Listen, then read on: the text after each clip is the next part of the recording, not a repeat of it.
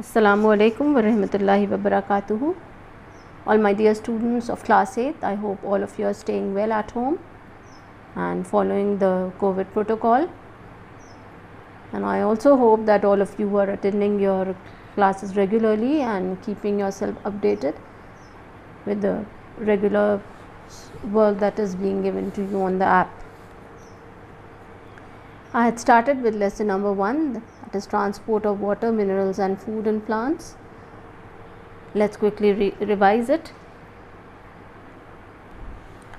So I told you that the green plants make their own food by a process which is known as photosynthesis, and for this they require carbon dioxide and water, and this carbon dioxide enters through stomata, which are the pores present on the surface of the leaves, and water and minerals are absorbed by the roots.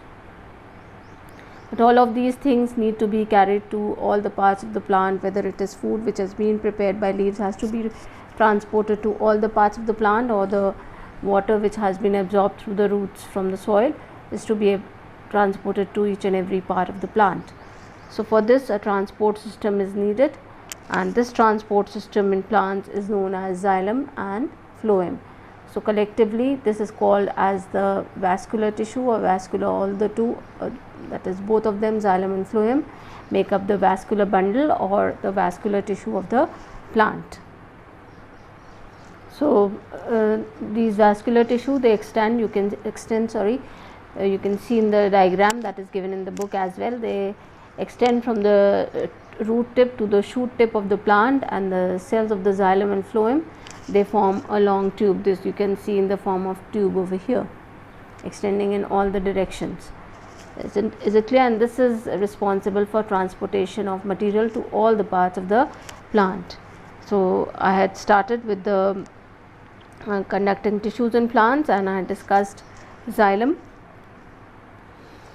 So this is xylem is what? It is a complex conducting tissue, and it is made up of 4 types of cells, that is vessels, tracheids, xylem parenchyma and xylem fibers.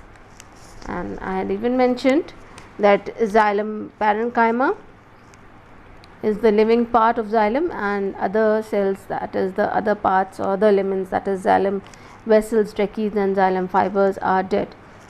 So the cells of the xylem are thick walled, and they form a tube like passage for conduction of water. So vessels are long tube like structures, and they are formed by a row of cells formed end to end. So it is a row of cells which I had shown you last also, that they are end to end, they are connected like this to each other. Is that clear?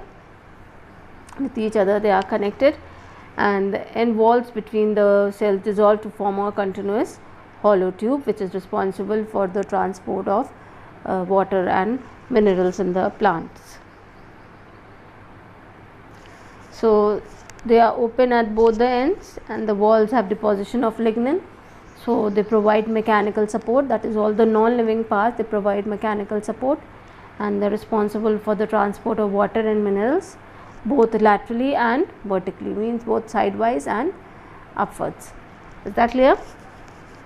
So, and tracheids are long and narrow cells that taper at both the ends, that is taper, they are like this. There you can see in the diagram figure 1.2, tracheids, it is tapering, that it is becoming thinner as it reaches its end. Is that clear? And they also have a deposition of lignin, and they help in the upward conduction of water, and they provide mechanical support. Similarly with xylem fibers, they also provide mechanical support, and the xylem parenchyma, it is the living part of the, or it contains the living cells of the xylem, and they store food and also help in the conduction of water and minerals. So these are the functions of the xylem, that is carrying water and minerals upwards from the roots to the leaves through tracheids and vessels, and it gives mechanical support to plant, and xylem parenchyma stores food. Is it clear? So let's move on further to the next issue, that is phloem. So it is another complex conducting tissue in plants, and it is made up of 4 elements, that is the companion cell, phloem parenchyma, phloem fibers, and the sieve tubes. Is that clear? So the sieve tubes are what? These are tube like structures and they are made of elongated and thin walled cells. Is that clear? They are made up of elongated and thin walled cells which are perforated and the end walls are perforated. Like for example, you can see in the diagram also, end walls are given of the sieve tubes. Perforated means having pores. Is that clear? So they are responsible for the conduction of food. So they are tube like structures, and one of these tubes are, you can see, have been opened and shown, are made up of elongated and thin walled cells which are joined end to end. There is an end to end connection which I had shown in the xylem also, and at the end walls, that is where one tube is connecting with the other, the tube is perforated, means having pores like this. It is having pores, and this is responsible, means one tube will be connected and there will be an end plate over there, so the conduction will be continuous. Is it clear? And they are called, these are the sieve plates, and they conduct food. Then companion cells, as the name itself implies that companion, that is, it is helping in the conduction. Companion means somebody who is there to help you out, your friend. Is that clear? They are elongated thin walled cells and they are placed adjacent to sieve tubes. These are the companion cells, blue colored cells that you can see, and they are connected to them by pores. These are also connected to the pores and they also help in the conduction of food material. Is it clear? So the sieve tubes has sieve plates, and adjacent to the sieve tubes there are companion cells which are connected to the sieve tubes through pores, and they help in the conduction of food material. Next is the phloem fibers. They are thick walled spindle shaped cells. Is that clear?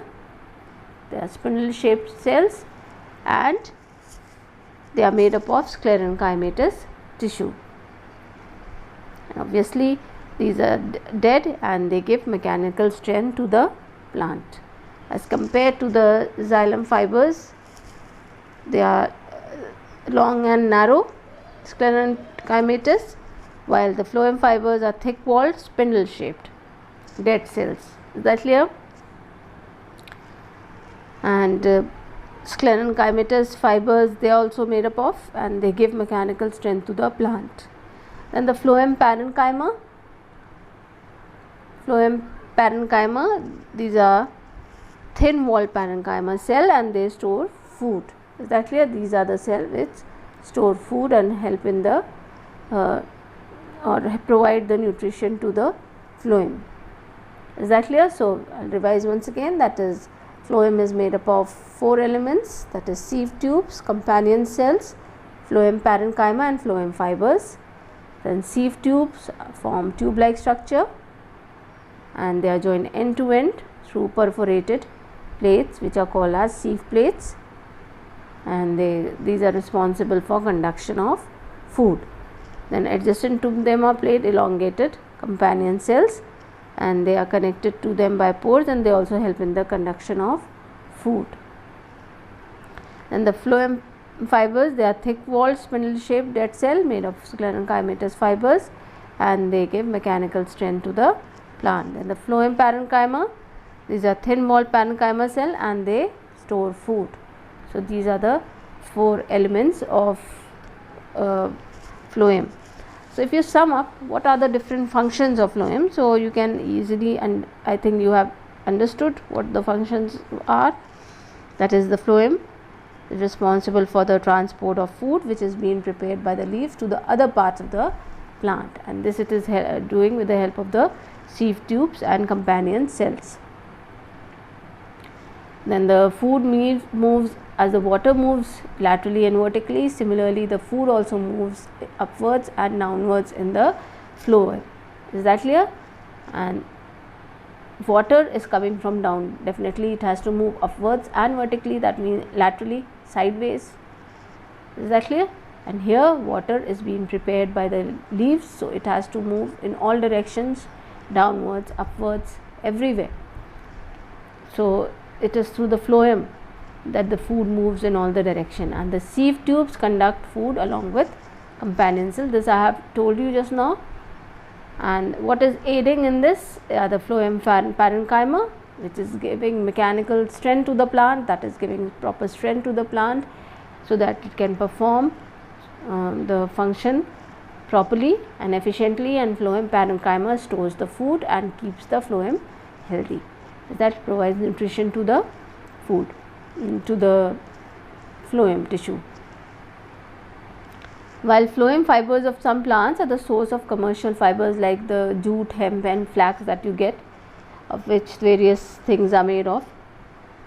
This is the fiber part of the phloem fiber of that particular plant. Then what is the importance of water and minerals for plants? Now we all know that water is very essential. First of all, I have just told you about photosynthesis, and without water no photosynthesis can take place. So the manufacture of food or the synthesis of food in plants depends on how much water that plant is having, and this water is also responsible for transporting substances in the solution form, that is whatever minerals that have been absorbed by the roots through the soil, they are absorbed in solution form, that is they are mixed in water and then only they are transported to all the parts of the plant. And of course photosynthesis, I have told you, that is the water combining with carbon dioxide to give the glucose, and of course oxygen is released. This we all know this reaction, isn't it? So for the process of photosynthesis, water is used, and the excess water evaporates from the surface of leaves by the process of transpiration. You can see the excess water, you can see in the form of arrow that is given, that is what is transpiration. It is the process of evaporation of water from the aerial part of the plant, which is mainly leaves that are giving out this water, and even stems give out by special pores which are known as lenticels. So this does what? This has a function to perform. First of all, it gives a cooling effect to the plant. It keeps as we sweat, plants also sweat. So this is the sweating of the plant, that is it's maintaining a constant temperature of the plant and helping the plant to survive in extremes of temperature. Then apart from this, it provides suction pull that causes the ascent of sap. Is that clear? Suction pull means how is the water that has been absorbed through the roots from the soil being transported to all the plants of the all the parts of the plant. Like for instance, we are staying on the second and third floor, but the motor and the boring is on the ground floor, or it is in the basement. So how are we getting the water? Through electric motors, big pumps we have to pump the water to all the stories of a particular building or all the stories of a particular house. Similarly, there should be some pull, something that should be pulling the water upwards, forcing the water upwards in all the directions. So this transpiration helps, or it is providing the suction pull, something which is sucking the water upwards and causing the ascent of sap. What is ascent of sap? The upward movement of water to be conducted to all the parts of the plant. And I have just told you that it also provides a cooling effect. This is what is transpiration, that is excess water evaporates from the surface of the leaf by the process of transpiration, which provides a suction pull, and this is known as the transpirational pull, and this pulling force it helps in the transport of conduction of water or in the ascent of sap. Is it clear? So this upward movement of water from the roots to aerial parts of the plant through xylem is called as the ascent of sap. We will study in detail about this later on in this chapter. Apart from minerals, apart from water, minerals also required by the plant, and they are necessary for the growth and development of plants. So from where do the plants get these minerals? They are getting it from the soil, isn't it? So similarly, as we have minerals, our body requires minerals and vitamins. Some we require it in large quantities, some in small quantities. Similarly, the plants also require it on the basis of quantity, and these minerals are divided into two groups, that is the macronutrients, which are required in larger amounts, and the micronutrients. Word micro means very small, and trace amount, very small amounts. Is that clear? So this is a table of macro and micronutrients required by the plants. Macronutrients includes nitrogen, phosphorus, potassium, sulfur, calcium, magnesium, out of which nitrogen, phosphorus and potassium are given in your books. And for micronutrients, apart from the ones, that is iron, zinc and manganese, there are other also, that is copper, boron, chlorine, molybdenum. These are required in very small amounts. So what are the major function of these macro and micronutrients in the plant? So nitrogen, this is essential for the formation of chlorophyll, that is, it is an essential constituent of proteins and chlorophyll. A plant which is deficient in them, there will be yellowing of leaves and wrinkling of the grains. Similarly, phosphorus, this is a constituent of certain proteins and cell membranes in plants, that the proteins which are required by the plants are synthesized by the plant and with the help of phosphorus, and this is also a constituent of cell membrane of the plant cell. And potassium is involved in the opening and closing of stomata, which I had told you, and I had shown the diagram, that is the pores which are present on the leaf surface for the process of what? Yes, what does it absorb? The gaseous exchange takes place through the stomata, that is whatever carbon dioxide that will be taken up by the plant will be through the opening of the stomata, and then thereafter they also close. So this is the function of the potassium. Then micronutrients, that is iron, this is a constituent of certain enzymes and protein. What are enzymes? Enzymes are biocatalysts. They alter the rate of a reaction without themselves getting changed. Is that clear? Zinc, it controls the activity of certain enzyme and it is a constituent of plant hormones. Is that clear? They are the plant hormones, that is the chemical messengers of the, whether they are in plants or in animals, they act as chemical messengers and they have a major role to play in all the activities of the plant. So controls the activity of certain enzymes and it is a constituent of plant hormone. Then manganese is a constituent of certain enzymes. So iron, zinc and manganese all have a role to play in the enzymatic activity of the plant. If the plant is deficient in them, they show deficiency, means that they are lacking that particular mineral. Plants are lacking that particular mineral, they are deficient in it. So the plants will start showing symptoms, as we start showing symptoms when we are lacking in the vitamin and minerals. For example, if we are deficient in vitamin A, we have problem in our eye, that is night blindness is there and drying of the skin takes place. Similarly in plants also, they also start showing certain signs which are known as symptoms of that particular